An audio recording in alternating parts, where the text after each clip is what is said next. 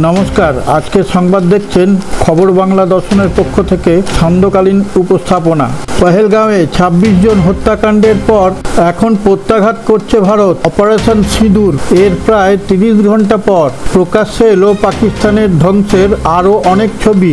মিলল কৃত্রিম উপগ্রহের চিত্র। কৃত্রিম উপগ্রহ থেকে ওই ছবিগুলি প্রকাশ্যে এনেছে ম্যাক্সার টেকনোলজিস নামের এক সংস্থা।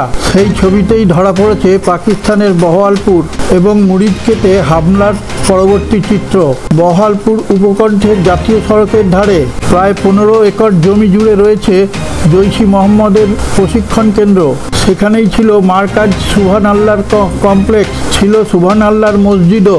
ভারতের প্রত্যাঘাতের পর সেই ইমারতগুলি ধ্বংসস্তূপে পরিণত হয়েছে। সামরিক তথ্য চুরি করার চেষ্টা করেছে পাকিস্তানের হ্যাকাররা।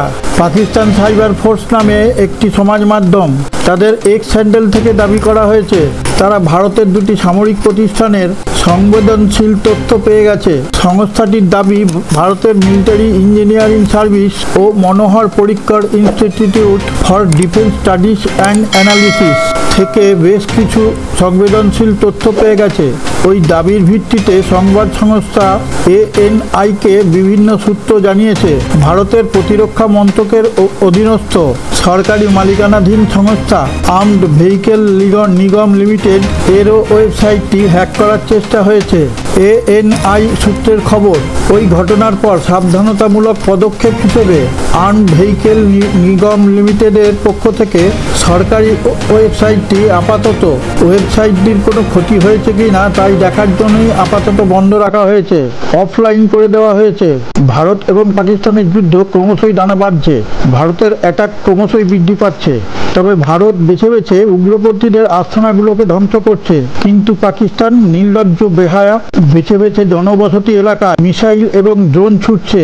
তবে সুখের বিষয় এইটি, তাদের মিসাইল ড্রোন ভারতের মাটি স্পর্শ করতে পারেনি, আকাশপথেই তাদেরকে শেষ করে দেওয়া হচ্ছে।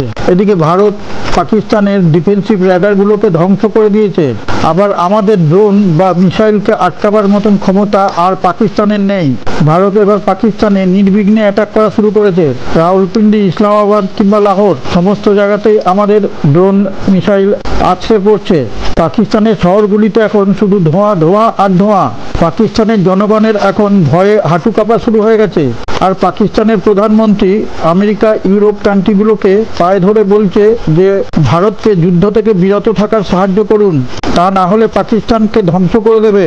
এদিকে পাকিস্তানের সৈন্যবাহিনী এক এক করে পালিয়ে যাচ্ছে।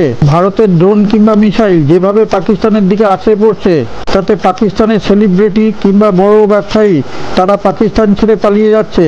কিন্তু কোনো কান্ট্রি এখনো ভারতকে যুদ্ধ থেকে বিরত থাকতে বলেনি। ভারত ধনুক ভাঙা পণ করে বসেছে, পৃথিবী থেকে সম্পূর্ণভাবে সন্ত্রাসবাদকে বিনষ্ট করে তবে ছাড়বে।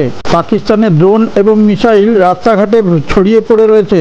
এদিকে আবার পাকিস্তানের পার্লামেন্টে এমপিরা কান্নাকাটি শুরু করেছে। তারা পাকিস্তানের পার্লামেন্টে প্রধানমন্ত্রীকে উদ্দেশ্য করে বলছে যে আপনি যে এতদিন পর্যন্ত বলেছিলেন আমাদের ডিফেন্স র্যাডার রেডি হয়ে আছে, ভারত যতই চেষ্টা করুক আমাদের কিচ্ছু করতে পারবে না।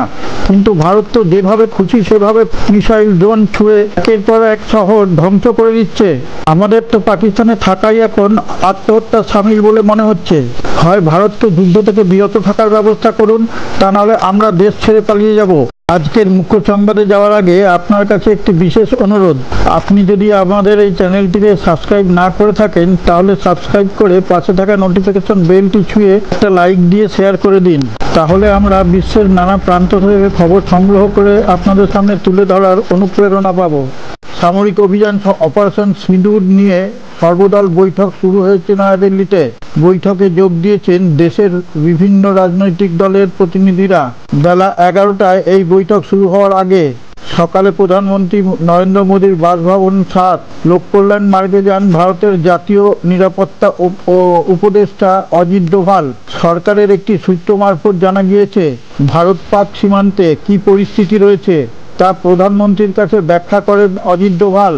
ওই সূত্রের দাবি, পাকিস্তান যে নিয়ন্ত্রণ রেখা বরাবর গুলিবর্ষণ অব্যাহত রেখেছে তাও প্রধানমন্ত্রীকে জানানো হয়। কেন্দ্রের একটি সূত্র মারফত জানা গিয়েছে সর্বদল বৈঠকে অপারেশন সিঁদুর এর মাধ্যমে কিভাবে পাকিস্তানের জঙ্গি ঘাঁটিগুলিকে প্রত্যাঘাত করা হয়েছে সেটা তুলে ধরা হবে। ওই সামরিক অভিযানের সম্ভাব্য প্রভাব, যে কোনো পাক হামলার জবাবে সম্ভাব্য প্রতিক্রিয়া নিয়েও বৈঠকে আলোচনা করা হয়।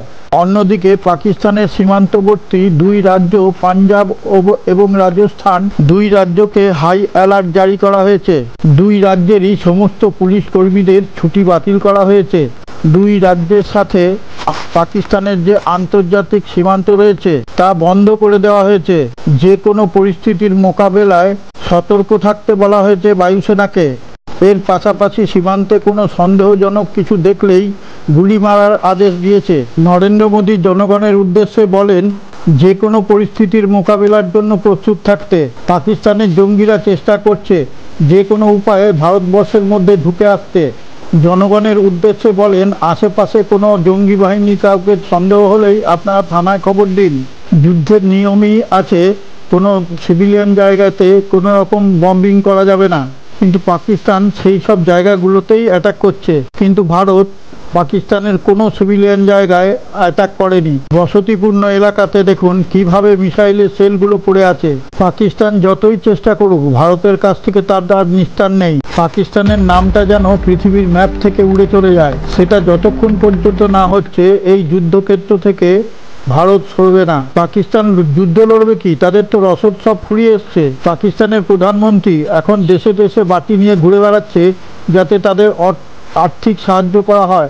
এখন দেশের অভ্যন্তরে যে ধরনের ক্ষোভ হচ্ছে তা সামলানো এখন প্রধানমন্ত্রীর পক্ষে কঠিন হয়ে দাঁড়িয়েছে। এদিকে বালুচ লিবারেশন আর্মি তারা নিজেদেরকে স্বাধীন বলে ঘোষণা করেছে। পাকিস্তানে সন্ধে নামলেই ব্ল্যাকআউট করে দেওয়া হচ্ছে। তারা ভয় ঠকঠক করছে। ये पार्ट से तो मिसाइल का अगला कोई हिस्सा लग रहा है, तो इसके ऊपर ये पार्ट है जो ये आर्मी वगैरह पहुंची है यहाँ मकदूती गांव है, और वहाँ ये इनको डिफ्यूज करने के लिए, सारा कुछ करने के लिए वो अभी आर्मी बैठी हुई है। तो ये लोगों का भी, मैं भी यहाँ पहुंचा क्योंकि बहुत लोग इकट्ठे हो गए थे, फिर मेरे को भी बुलाया गया कि आप इनको रिक्वेस्ट करो। मैंने सबको बोला, वहाँ से लोग सब चले गए हैं, ताकि ये जो मुश्किल की घड़ी है इसमें हमें साथ देना है आर्मी का और प्रशासन का। जैसे वो कहते हैं हमें वैसा ही करना होगा। सो इसीलिए मैं भी यहाँ पहुंचा हूँ। और ये पार्ट जो गिर रहे हैं, ये तो देखो जंग के माहौल में ये तो गिरने ही है, we are ready for it. लेकिन हम यही कहेंगे कि हमारे देश ने तो आपके आतंकवादी के जो ठिकाने हैं उनको बताया कौन सा ठिकाना किस आतंकवादी का था। तो लेकिन जो आप कर रहे हो, आप बता सकते हो यहाँ कौन आतंकवादी जो आपको तंग करता है पाकिस्तान को? जो पुंछ में गुरुद्वारे पे हमला किया, वो बताओगे कि वहां कौन सा आतंकवादी है जिसने आपके हमला किया? हमने तो एक एक ठिकाने का ब्यौरा दिया, भी कौन से ठिकाने से कहाँ हमला हुआ, कहाँ साजिश हुई। तो पाकिस्तान सिविलियन के ऊपर अटैक कर रहे हैं और मतलब सिविलियन को नेक्स्ट बुला रहे हैं। लेकिन हमारा जो देश का जो आर्मी है, उन्होंने सिर्फ तो सिर्फ आतंकवादियों के अड्डे जो हैं वो खत्म किए हैं पाकिस्तान में।